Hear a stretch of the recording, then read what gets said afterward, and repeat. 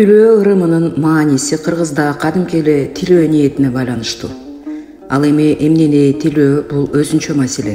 Аманчылык тилөө, жан чачын тилөө, оор илдеттен, кырсыктан аман калган адамдын башын куттуктап, кийинки турмушуна жакшылык тилөө жана башка. Жакшы тилек жарым ырыс дегендей, ал тилектин канча деңгээлде аткарылары бул Кудайдын иши. Кеп эл ишениминде. Тилөө менен тилөө бир гана тамга менен айырмаланса деле эки бөлөк чоң маанини камтышат. Тилөө деген эски нерсени таштап, андан бошонуп, жаңы тереге, жаңы жашоого ээ болуу деген тилекти камтыйт имиш.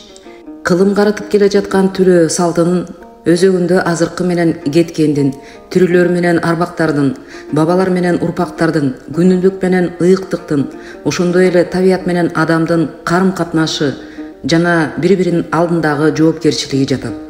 Тилөө калуу тилек менен болмуштуу шайкештикке алып келе алган аракет болуп көрүнөт. Мисалы, тирүү пенденин бейкуттугу арбактардын жардамы менен болушу мүмкүн. Ал эми арбактар тирүүлөрдүн эскерүүсүнө муктаж. Мазарлар болсо ортодогу байланышты чыңдайт деген ишеним байкалат. Интернеттен алынган.